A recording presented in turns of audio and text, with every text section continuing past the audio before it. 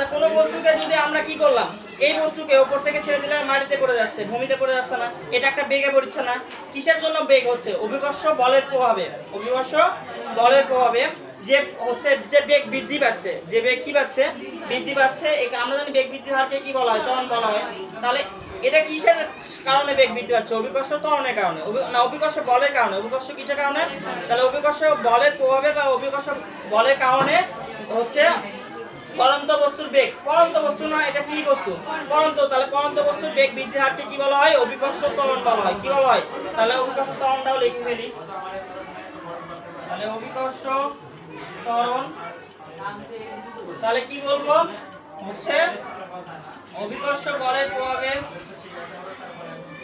অভিকর্ষ বলের প্রভাবে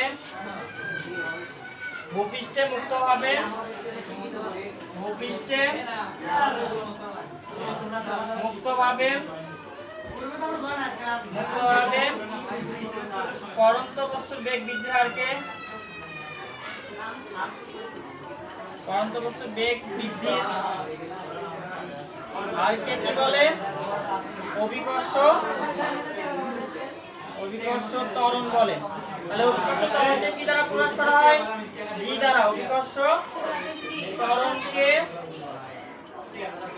ত্বরণকে ছোট হাতের জি দ্বারা কি করা হয়? প্রকাশ করা হয়। তাহলে আমরা যদি উপর দিকে কোনো কাজ বা বল প্রয়োগ করা হয়, সেটা আমরা বলের সূত্র কি পড়ে আছি? নিউটনের দ্বিতীয় সূত্র F = ma। F = কি পড়ে আছি? তাহলে F = কি?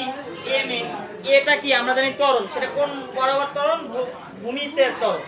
আর আমরা যেহেতু ভূপৃষ্ঠে পরন্ত বস্তুর ক্ষেত্রে ত্বরণ কি হয়ে যায়? জি হয়ে যায়। ত্বরণ কি হয়ে যায়? তাহলে F = কি হয়? mg।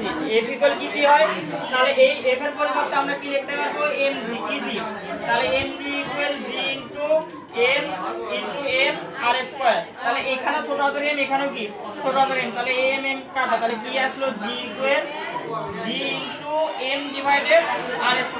এই সূত্রের মাধ্যমে আমরা কি নির্ণয় করতে পারি? g এর মান, অভিকর্ষ ত্বরণের মান কি করতে পারি?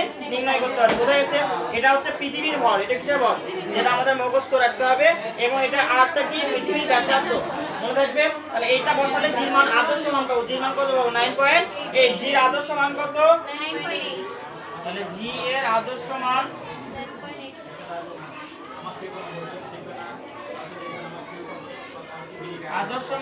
কত? 9.8 মিটার পার সেকেন্ড স্কয়ার।